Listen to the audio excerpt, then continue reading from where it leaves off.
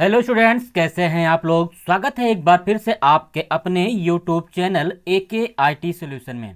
तो स्टूडेंट्स, इस बार हम लेके आ गए हैं आपका M1R5 का वाइवा का क्वेश्चंस।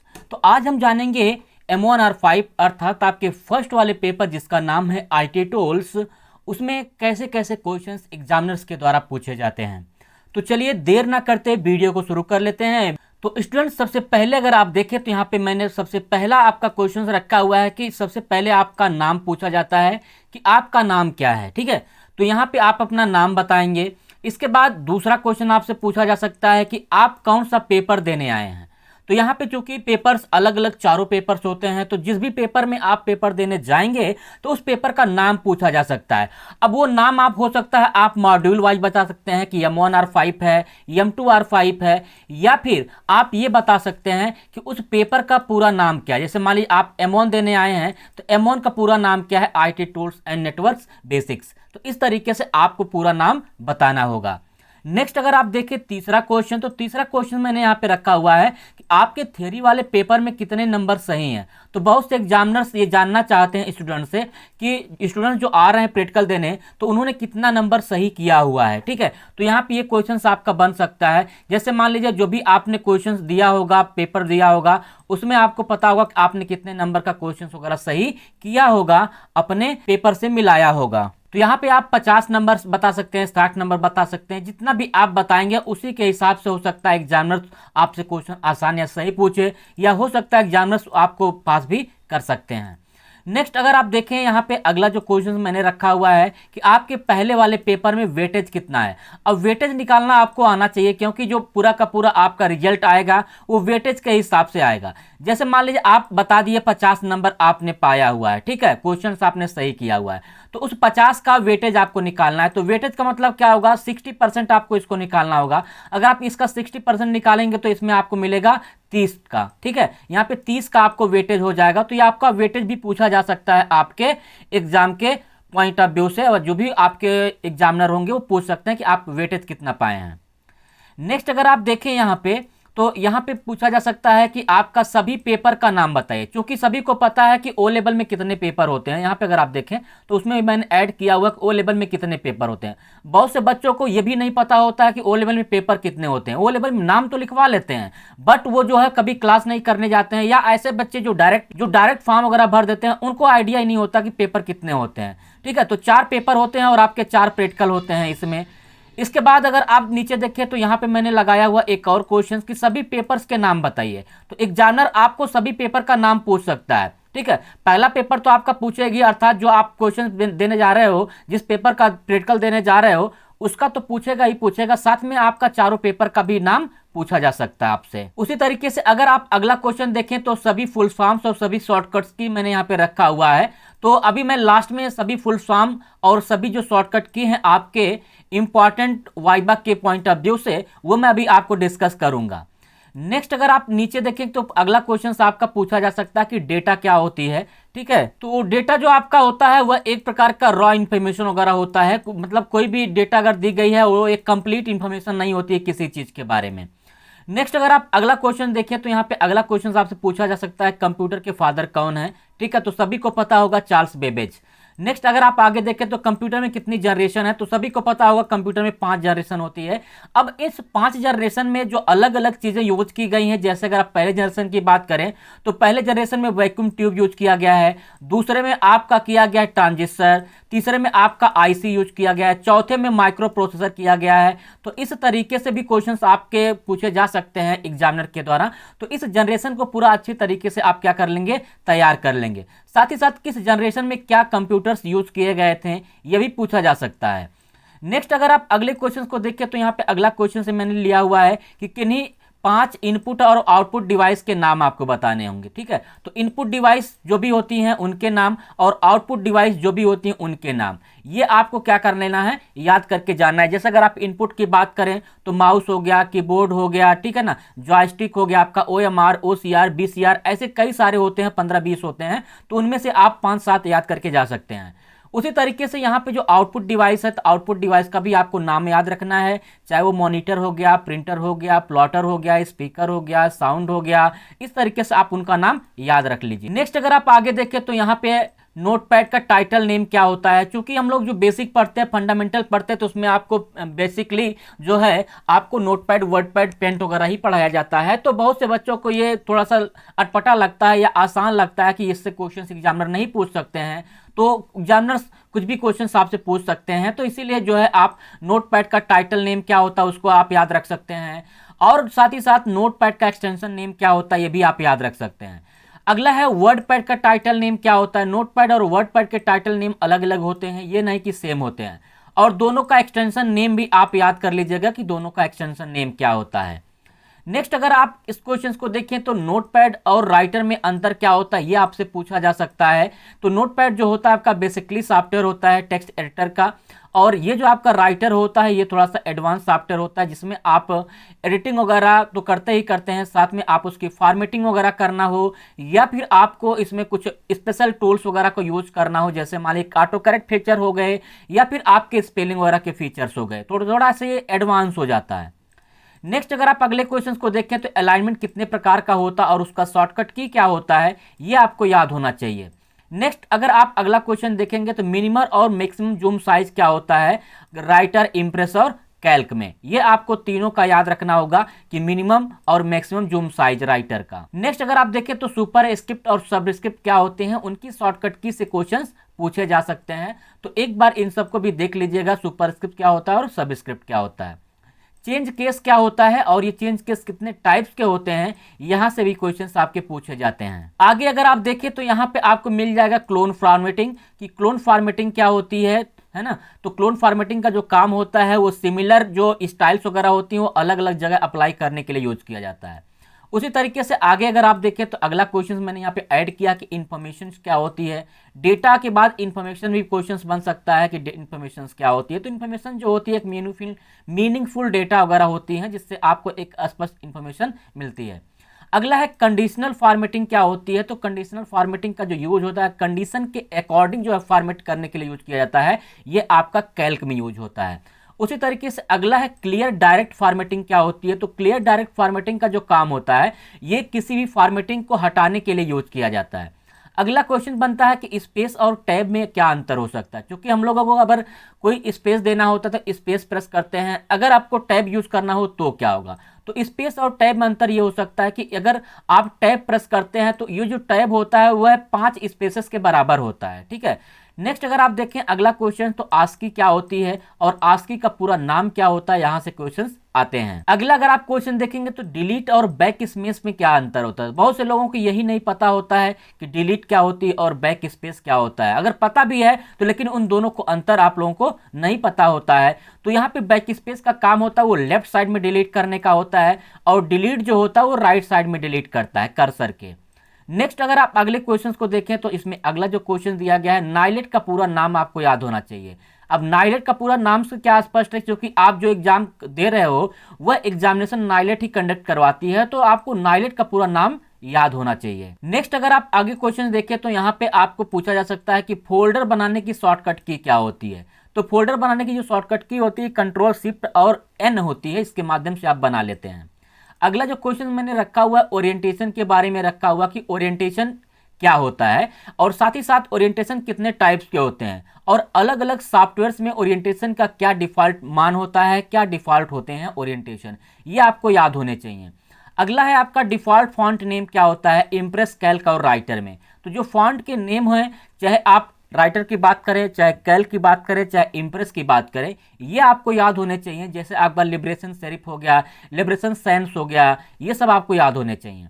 अगर आप अगले क्वेश्चन को देखें तो यहाँ पे मैंने रखा हुआ है कि राइटर इम्प्रेस का एक्सटेंशन नेम क्या है।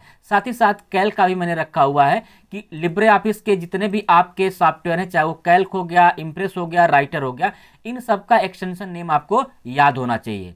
नेक्स्ट अगला क्वेश्चन मैंने रखा हुआ मैक्रोज क्या होता है। तो मैक्रोज आपको पता होना चाहिए कि मैक्रोज क्या होता है।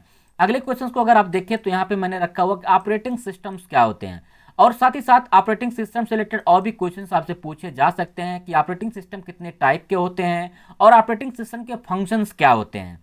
अगला क्वेश्चन जो रखा गया है वो प्रोटोकॉल्स का होता है कि प्रोटोकॉल होता क्या है और प्रोटोकॉल के कुछ नाम आप बताने के लिए पूछा जा सकता है आपसे। अगला क्वेश्चन जो मैंने यहाँ पे लिखा हुआ है, किसी रेंज से दूसरा हाईएस्ट नंबर पता करने के लिए क्या फार्मूला यूज करते हैं।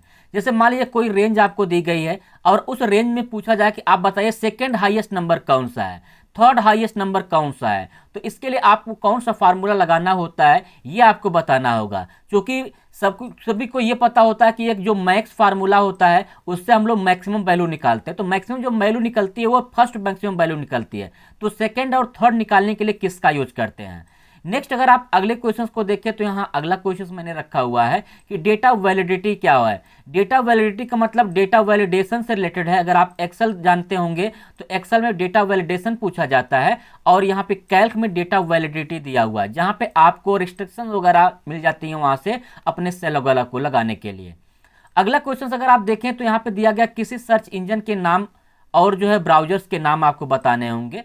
5 सर्च इंजन और 5 ब्राउजर्स के नाम आप याद रख लीजिएगा। अगला क्वेश्चन है निटी क्विट्स क्या होता है। तो जो आपके बिहेवियर होते हैं इंटरनेट पे अर्थात ऑनलाइन जो बिहेवियर होते हैं वो आपके निटी क्विट्स कहलाते हैं। अगला क्वेश्चन है कि ओएसआई मॉडल क्या होता है। तो ओएसआई मॉडल एक रेफरेंस मॉडल होता है। इसमें कितनी लेयर होती है, तो इसमें 7 लेयर होती हैं। अगला क्वेश्चन अगर आप देखें तो अगला क्वेश्चन यहाँ पे कहा गया कि आईओटी को किसने डेवलप किया हुआ है। तो आईओटी का सबसे पहले फुल फॉर्म भी पूछा जा सकता है। तो आईओटी का फुल फॉर्म होता है आपका इंटरनेट ऑफ थिंग्स और इसको डेवलप किए हैं केविन एस्टन 1999 में। नेक्स्ट अगला क्वेश्चन अगर आप देखें तो साइबर सिक्योरिटी से रिलेटेड है। यहाँ पे क्वेश्चन आपका बन सकता है कि साइबर सिक्योरिटी की जरूरत क्यों होती है। नेक्स्ट आप अगले क्वेश्चंस को देखें तो हार्डवेयर और सॉफ्टवेयर में क्या अंतर होता है।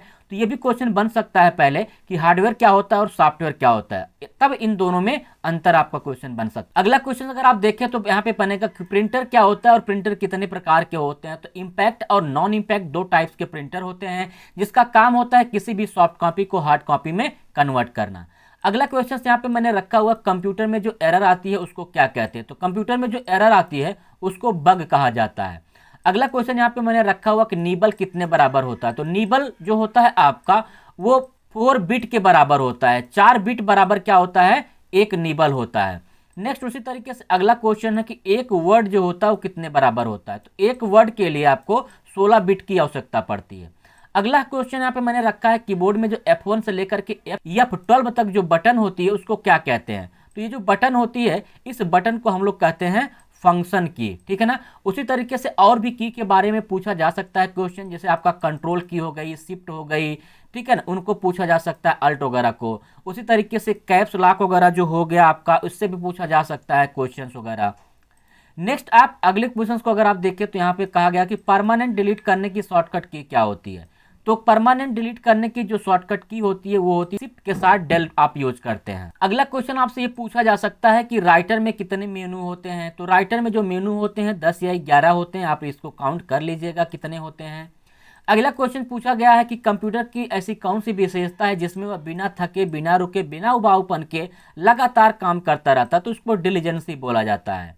नेक्स्ट अगले क्वेश्चन को अगर आप देखें तो अगला क्वेश्चन मैंने रखा है डिजिटल कंप्यूटर कितने प्रकार के होते हैं। तो अगर आप कंप्यूटर्स की बात करें तो कंप्यूटर बेसिकली 3 टाइप्स के होते हैं। आपका डिजिटल है, एनालॉग है और हाइब्रिड है। और उसमें से डिजिटल का भी पूछा गया कि डिजिटल कितने टाइप्स के होते हैं। तो ये आपके 4 टाइप्स के होते हैं, ठीक है। नेक्स्ट अगला क्वेश्चन अगर आप यहाँ पे देखें तो यहाँ पे कहा गया कि भारत या फिर विश्व का पहला सुपर कंप्यूटर क्या है, नाम बताइए। तो यहाँ पे आपको नाम बताना पड़ेगा कि भारत का पहला कंप्यूटर कौन है सुपर और विश्व का पहला कौन सा है। अगले क्वेश्चन की तरफ अगर आप जाएं तो अगला क्वेश्चन यहाँ पे कहा गया कि किस जनरेशन में रिमोट प्रोसेसिंग, टाइम शेयरिंग और मल्टी प्रोग्रामिंग का यूज किया गया है। नेक्स्ट अगला क्वेश्चन है कि किस जनरेशन में एआई को यूज किया गया और उसके फादर कौन है, ठीक है। तो एआई मतलब होता है आर्टिफिशियल इंटेलिजेंस, जो 5वें जनरेशन में यूज किया गया है। इसके फादर का नाम है जॉन एमसी कैर्थी। अगले क्वेश्चन को अगर आप देखें तो इसमें अगला जो क्वेश्चन दिया गया है वो कंपाइलर और इंटरप्रेटर में अंतर क्या होता है इसके बारे में आपको बताना होता है। और साथ ही साथ ये भी पूछ सकता है एग्जामिनर आपसे कि कंपाइलर क्या होता है और आपका इंटरप्रेटर क्या होता है। अगला जो आप क्वेश्चन देख रहे हैं यहाँ पे आपका एंटीवायरस से रिलेटेड है। यहाँ पे एंटीवायरस किस प्रकार का सॉफ्टवेयर है, किन्हीं 3 एंटीवायरस के नाम आपसे पूछे जा सकते हैं। अगला क्वेश्चन अगर आप देखें तो यहाँ पे वर्चुअल मेमोरी से रिलेटेड है कि वर्चुअल मेमोरी क्या होती है। आगे अगर आप देखें क्वेश्चंस के सीरीज में, तो यहाँ पे मैंने अगला जो क्वेश्चंस यहाँ पे लिया हुआ है वो मॉनिटर को लिया हुआ है। मॉनिटर को कैसे मापा जाता है, जैसे मान लीजिए अगर आपके पास एक मॉनिटर है तो वह मॉनिटर जो है कितना चौड़ा है, कितना लंबा है, अर्थात उसकी साइज क्या होती है, इसको मापा जाता है। तो मापा कैसे जाता है, तो इसको डायगोनल मापा जाता है। ठीक है, तो ये स्टूडेंट्स ये आपके इंपॉर्टेंट क्वेश्चंस मैंने कलेक्ट किए हुए हैं। तो स्टूडेंट्स इस वीडियो को लाइक कर दीजिए अगर आपने अभी तक लाइक नहीं किया है। साथ ही साथ अगर आपने अभी तक मेरे चैनल को सब्सक्राइब नहीं किया तो चैनल को सब्सक्राइब कर दीजिए। अगला क्वेश्चन अगर आप देखें तो यहाँ पे डीएमपी प्रिंटर दिया गया है कि डीएमपी प्रिंटर किसका एग्जाम्पल है, तो एग्जाम्पल आपको यहाँ पे बताना पड़ेगा इम्पैक्ट का। ठीक है, उसी तरीके से अगला क्वेश्चन है सीपीयू में कितने पार्ट्स होते हैं, तो सभी को पता है। इसका फुल फॉर्म भी पूछा जा सकता है कि ब्रेन ऑफ कंप्यूटर किसको कहते हैं, ये भी पूछा जा सकता है। तो यहाँ से एक ही क्वेश्चन से 2-3 प्रश्न आपके बन सकते हैं। अगला क्वेश्चन अगर आप देखें तो कहा गया कि किन्हीं सरकारी उपयोग मोबाइल के नाम बताएं, अर्थात यहाँ पे 5 गवर्नमेंट एप्लीकेशंस के नाम पूछे जा सकते हैं, जैसे आपका भीम हो गया, डिजी लॉकर हो गया, उमंग हो गया। ठीक है ना, ऐसे आप ऐप 5 आप रख लीजिएगा याद करके। अगला क्वेश्चन आपसे यहाँ पे पूछा जा सकता है कि 3 आईटी गैजेट्स के नाम आप बताइए। तो 3 आईटी गैजेट्स जो भी होंगे उनके नाम आपको बताने, जैसे आपका स्मार्ट वॉच हो गया, ड्रोन कैमरा हो गया, लेंसेस हो गए गूगल के, ये सब आपके आईटी गैजेट्स होते हैं। अगला अगर आप क्वेश्चन देखें तो यहाँ पे कर्नल क्या होता है, तो कर्नल आपके मोबाइल में भी होता है, आपके ऑपरेटिंग सिस्टम्स में होते हैं, जो हार्डवेयर और सॉफ्टवेयर के बीच में जो भी इंटरफेसेस होते हैं, जो भी रिक्वायरमेंट होती है, उनका जो परमिशन होती है वो एक्सेस करने के लिए कर्नल का यूज किया जाता है। आगे अगर आप बात करें यहाँ पे, तो अगला जो क्वेश्चन यहाँ पे दिया गया है कि किन्हीं 5 ओएस के नाम आपको बताने हैं। तो 5 ओएस आपको बताने हैं कंप्यूटर्स और मोबाइल्स के, कि मोबाइल के 5 कंप्यूटर कौन से हैं और आपके ओएस के कौन से हैं मोबाइल के। अगला है डिस्क क्लीनअप और आपके कैरेक्टर मैप क्या होते हैं, इससे आपके अंतर पूछे जा सकते हैं या फिर उनके बारे में एक एक पूछे जा सकते हैं। अगला क्वेश्चन अगर आप देखें तो यहाँ पे है फाइल और फोल्डर में अंतर क्या होता है, ये आपसे प्रश्न पूछा जा सकता है। और साथ ही साथ ये भी पूछा जा सकता है कि फाइल क्या होती है और फोल्डर क्या होता है। अगला क्वेश्चन अगर आप देखें तो यहाँ पे अगला क्वेश्चन मैंने रखा हुआ है कि टेम्पलेट क्या होता है। ठीक है, तो टेम्पलेट्स आपको बताना पड़ेगा कि ये प्री डिफाइंड स्टाइल्स वगैरह होती है टेम्पलेट। अगला अगर आप क्वेश्चन देखेंगे तो अगला क्वेश्चन मैंने यहाँ पे रखा हुआ कि ऑटो करेक्ट फीचर से क्या एडवांटेज है, तो इसका एडवांटेज क्या होता है ऑटो करेक्ट से, ये आपको बताना पड़ेगा। अगला है कैल्क में मैक्सिमम कॉलम कितने होते हैं और उसका नाम क्या होता है। ठीक है, यानी जो आपके AMJ या XFD जो भी नाम होता है उसको आपको बताना पड़ेगा। अगला क्वेश्चन यहाँ पे मैंने रखा हुआ कि एडवांस फिल्टर क्या होता है। तो ठीक है, जो फिल्टर की एक कैटेगरी होती है एडवांस फिल्टर, जिसमें हम लोग अलग अलग कंडीशंस के अकॉर्डिंग जो है कंडीशंस फिल्टर कर सकते हैं। अगला क्वेश्चन मैंने रखा हुआ कि कैल्क में गोल सीक का यूज क्या किया जाता है। ठीक है, तो गोल सीक का क्या काम होता है, ये आपने प्रैक्टिकल किया होगा कैल्क में, इसको आपको बताना होगा।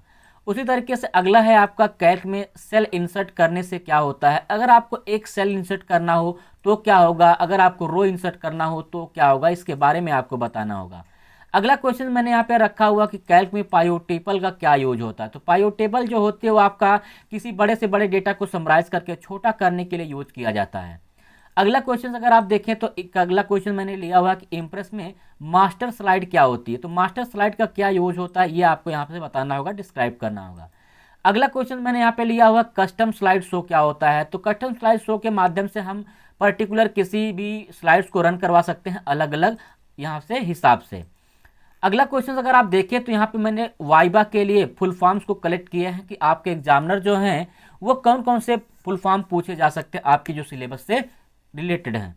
यहाँ पे सबसे पहला फुल फॉर्म आपसे पूछा जा सकता है कि ARPANET का फुल फॉर्म होता है। इसका फुल फॉर्म आपका पता होगा कि advanced research project agency network होता है। अगला क्वेश्चन आपसे पूछा जा सकता है कि ASCII का फुल फॉर्म क्या होता है। तो ASCII का फुल फॉर्म होता है American standard code for information interchange. अगला फुल फॉर्म मैंने लिखा हुआ है भीम के लिए भारत इंटरफेस होता है। अगला है आपका यहाँ पे मोबाइल बायोस का, तो बायोस का होता है बेसिक इनपुट आउटपुट सिस्टम। अगला फुल फॉर्म यहाँ पे बना हुआ है कैड का, कंप्यूटर एडेड डिजाइन है। नेक्स्ट अगला फुल फॉर्म जो यहाँ पे लिया गया है वो CPU का है, तो सेंट्रल प्रोसेसिंग यूनिट होता है। यहाँ पे अगले क्वेश्चंस को अगर आप देखें तो CUI है, अर्थात कैरेक्टर यूजर इंटरफेस है। नेक्स्ट अगला जो फुल फॉर्म मैंने लिया हुआ है वो DHCP का लिया हुआ है। यहाँ पे इसका मतलब हो जाता है dynamic host configuration protocol. Next अगला है DVD का पूरा नाम होता है डिजिटल वर्सटाइल डिस्क। और डबल EP रोम है, डबल EP रोम का फुल फॉर्म होता है electrically erasable programmable read only memory. अगला ईमेल का क्वेश्चन पूछा जा सकता है कि आपसे कि ईमेल जो होता है उसका पूरा नाम क्या है। तो ईमेल का पूरा नाम होता है इलेक्ट्रॉनिक मेल। नेक्स्ट अगला क्वेश्चन अगर आप देखें तो अगला क्वेश्चन ईपी रोम है। तो ईपी रोम का मतलब क्या होता है? Erasable programmable read only memory. तो नेक्स्ट अगर आप अगले क्वेश्चन को देखें तो अगला क्वेश्चन यहाँ पे एफटीपी का लिया गया है। तो एफटीपी का पूरा नाम होता है फाइल ट्रांसफर प्रोटोकॉल। अगला है जीयूआई। जीयूआई का होता है ग्राफिकल यूजर इंटरफेस। नेक्स्ट अगर आप एचटीएमएल की देखें तो एचटीएमएल का होता है तो हाइपर टेक्स्ट मार्कअप लैंग्वेज होता है। और उसी में नीचे आपका दिया गया है एचटीटीपी। तो एचटीटीपी का जो पूरा नाम होता है वो होता है हाइपर टेक्स्ट ट्रांसफर प्रोटोकॉल। और एचटीएमएल का जो होता है हाइपर टेक्स्ट मार्कअप लैंग्वेज होता है। अगला क्वेश्चन अगर आप देखें तो यहाँ पे अगला क्वेश्चन आपका दिया गया है IEEE का, institute of electrical and electronics engineer. अगला आईएफएससी का फुल फॉर्म क्या होता है? ठीक है, तो आईएफएससी का फुल फॉर्म एक बार देख लीजिएगा। अगला है आईओटी, और आईआईओटी का फुल फॉर्म क्या होता है? तो आईओटी का होता है इंटरनेट ऑफ थिंग्स, और आईआईओटी का होता है इंडस्ट्रियल इंटरनेट ऑफ थिंग्स। अगला है आईएमपीएस। तो आईएमपीएस का जो पूरा नाम होता है वो आप देख लीजिएगा एक बार। नेक्स्ट अगला है जेपीजी का पूरा नाम क्या होता है? जो फाइल आपकी होती है इमेज की, उसका नाम पूछा गया है। उसी तरीके से लैन का पूरा नाम क्या है? लैन का भी पूरा नाम आप देख लीजिएगा क्या होता है, बहुत ही आसान है। अगला है एलसीडी का पूरा नाम क्या होता है? उसी तरीके से मैन का पूरा नाम क्या है? Metropolitan area network. एमआईसीआर का पूरा नाम क्या होता है?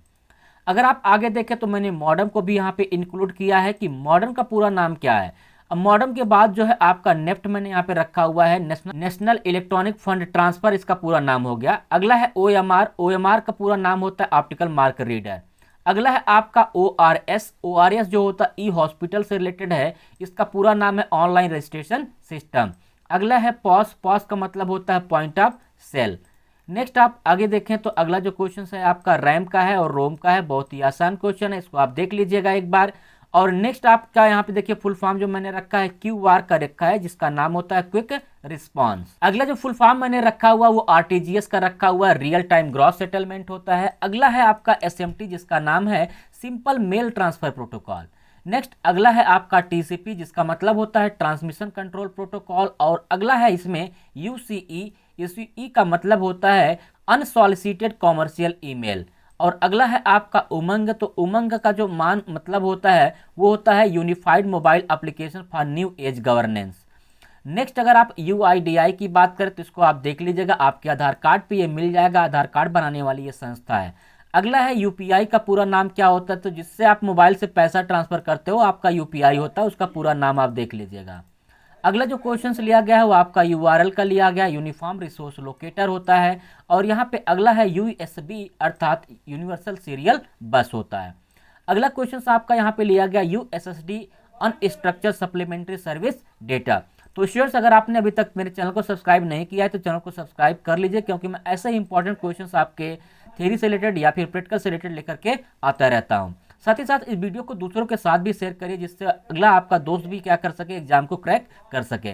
नेक्स्ट अगर आप आगे देखें तो अगला मैंने फुल फॉर्म लिया हुआ है वीजीए का, जिसका मतलब होता है विजुअल ग्राफिक्स एडाप्टर। या नेक्स्ट आगे अगर आप बात करें तो अगला यहाँ पे मैंने लिया हुआ है वार्म का राइट वंस रीड मेनी, जिसका पूरा नाम होता है।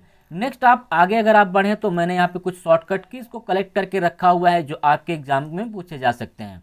यहाँ पे पूछा जा सकता है कि सेंटर का शॉर्टकट की क्या होती है, फाइंड की क्या होती है, फाइंड रिप्लेस की क्या होती है, हाइपर लिंक की क्या होती है। तो इन शॉर्टकट की को आप एक बार जो है जरूर देख लीजिएगा, बहुत ही आसान शॉर्टकट की होती हैं, बट थोड़ा सा कंफ्यूज करने वाली होती हैं। रीडू और अंडू की क्या होती हैं, कंट्रोल जेड और कंट्रोल वाई जो होती हैं। अगला है फॉन्ट को डिक्रीज करने की शॉर्टकट की क्या होती है, एक होता है फॉन्ट को इंक्रीज करना और एक होता है फॉन्ट को डिक्रीज करना। ठीक है, तो इसको आप देख लीजिएगा क्या शॉर्टकट की होती है। अगला है हेडिंग की 3 की शॉर्टकट की वो क्या होती है, तो हेडिंग 3 के साथ आपका हेडिंग 2 भी पूछा जा सकता है या फिर हेडिंग 1 भी पूछा जा सकता है। उसी तरीके से अगर आप देखें तो यहाँ पे कमेंट की शॉर्टकट की आपसे पूछी जा सकती है, कमेंट की शॉर्टकट की क्या होती है। अगला थिजारस की भी शॉर्टकट की दिया गया है, और यहाँ पे टेबल को इंसर्ट करने की शॉर्टकट की क्या होती है, इसको भी यहाँ से पूछा जा सकता है।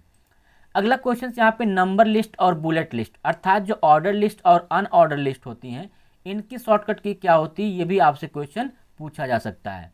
अगला है पेस्ट स्पेशल की शॉर्टकट की क्या होती है, और पेस्ट अनफॉर्मेटेड टेक्स्ट की शॉर्टकट की क्या होती है, दोनों अलग अलग है, पेस्ट स्पेशल और पेस्ट अनफॉर्मेटेड टेक्स्ट। अगला क्वेश्चन यहाँ पे रखा गया कि सुपरस्क्रिप्ट की शॉर्टकट की क्या होती है, तो साथ ही साथ सबस्क्रिप्ट की भी शॉर्टकट की आप देख लीजिएगा। यहाँ पे सबस्क्रिप्ट दिया गया, सुपर की भी आप देख लीजिएगा। अगला है यहाँ पे रो ब्रेक करने की शॉर्टकट की क्या होती है। तो यहाँ पे देखिए रो ब्रेक होता है, कॉलम ब्रेक होता है, पेज ब्रेक होता है, ये अलग अलग शॉर्टकट्स की होती है सबकी, तो सभी को एक बार यहाँ से देख लीजिएगा। उसी तरीके से यहाँ पे दिया गया कि डेट को इंसर्ट करने की शॉर्टकट की क्या होती है, तो इसको आप कैल्क में एक बार देख लीजिएगा और साथ ही साथ यहाँ पे डेट के साथ टाइम भी देख लीजिएगा कि टाइम को इंसर्ट करने की शॉर्टकट की क्या होती है। ठीक है, और डेट और टाइम को यहाँ पे डिस्प्ले कराने की भी शॉर्टकट फार्मूला पूछा जाता है कि किस फार्मूले से डेट और टाइम शो होता है। अगला क्वेश्चन अगर आप देखें तो यहाँ पे मैंने अगला क्वेश्चन यहाँ पे रखा हुआ है कि फॉर्मेट सेल को ओपन करने की शॉर्टकट की क्या होती है, और नेक्स्ट सीट पे जाना हो या प्रीवियस सीट पे आना हो तो इसके लिए कौन सी शॉर्टकट की आप यूज करते हैं, इसको भी आप यहाँ से एक बार याद कर लीजिएगा। अगला जो शॉर्टकट की मैंने रखा हुआ है पूरे रो को सेलेक्ट करने का है और साथ ही साथ पूरे वर्कशीट को भी सेलेक्ट करने का है। इसमें एक और क्वेश्चन बन सकता है कि पूरे कॉलम को कैसे सेलेक्ट कर सकते हैं एक ही बार में। तो ये 3 शॉर्टकट की होती हैं, तीनों का यहाँ से एक आप लोग जरूर इसको देख लीजिएगा। अगला यहाँ पे दिया गया कि F4 से क्या होता है, तो यह आपका इम्प्रेस से रिलेटेड है। इम्प्रेस में F4 का क्या मतलब है, कंट्रोल F3 से क्या होता है, F2 से क्या होता है। और यहाँ पे दिया गया है कि आपका जो स्लाइड शो होता है वो अगर आपको फर्स्ट से स्लाइड शो से शुरू करना है तो कौन सी शॉर्टकट की यूज करते हैं, अगर आपको करंट स्लाइड शो करना है तो कौन सी शॉर्टकट की यूज करते हैं। उसी में यहाँ पे पेजअप का दिया गया है कि पेजअप से क्या होता है। ठीक है, अगर आप पेजअप क्लिक करते हो आपकी शॉर्टकट की जो होती है तो उससे आपके इम्प्रेस में क्या इफेक्ट आएगा। अगला इसमें दिया गया है अगली शॉर्टकट की, अर्थात यहाँ पे पूछा जा रहा है कि पोजीशन और साइज की शॉर्टकट की क्या है। उसी तरीके से यहाँ पे प्रीवियस शॉर्टकट की पे जाने के लिए अर्थात प्रीवियस स्लाइड पे जाने की शॉर्टकट की पूछा हुआ है, तो इसकी शॉर्टकट की होती है पी। अगला शिफ्ट F3 से क्या होता है, ये भी आपसे क्वेश्चंस में पूछे जा सकते हैं। अगला अगर आप देखें तो यहाँ पे अगला जो क्वेश्चन मैंने लिया हुआ है इंसर्ट न्यू स्लाइड। अगर आप स्लाइड पे काम कर रहे हैं और आपको एक नया स्लाइड चाहिए, आपको एक नई स्लाइड इंसर्ट करनी हो, तो इसके लिए आप कौन सा शॉर्टकट की यूज करते हैं, ये भी क्वेश्चन आपसे एग्जामिनर पूछ सकते हैं। अगला क्वेश्चन है कि यहाँ पे नेक्स्ट स्लाइड पे जाने की शॉर्टकट की क्या होती है, तो उसी तरीके से ये भी क्वेश्चन पूछा जा सकता है कि प्रीवियस स्लाइड पे आने की शॉर्टकट की क्या होती है। अगला क्वेश्चन जो यहाँ पे लास्ट में मैंने लिया हुआ टेक्स्ट बॉक्स का लिया हुआ है कि अगर हमको टेक्स्ट बॉक्स ड्रॉ करना हो तो इसके लिए हम जो है इम्प्रेस में कौन सी शॉर्टकट की का यूज करते हैं। तो स्टूडेंट्स ये लगभग 150 प्लस क्वेश्चंस यहाँ पे थे आपके पहले वाले पेपर में। नेक्स्ट आप जो है इसको देख लीजिएगा एक बार और इसके जो आंसर्स वगैरह हैं एक बार आप पढ़ लीजिएगा अपनी नोट्स वगैरह से। साथ ही साथ अगर नहीं आएगा तो गूगल कर लीजिएगा। किसी क्वेश्चन में अगर आपको डाउट है तो कमेंट करिएगा, मैं उस क्वेश्चन का आंसर आपको जरूर बता दूंगा। तो स्टूडेंट्स इस वीडियो में इतना ही रखते हैं। वीडियो अगर आपको अच्छी लगे तो वीडियो को लाइक कर दीजिए, साथ ही साथ इस वीडियो को दूसरों के साथ भी शेयर करिए। और अभी तक आपने मेरे चैनल को सब्सक्राइब नहीं किया है तो चैनल को सब्सक्राइब कर लीजिए और बेल आइकन को प्रेस कर दीजिए। मिलते हैं अगले प्रैक्टिकल क्लास में वाइबा के साथ, तब तक के लिए बाय बाय, टेक केयर।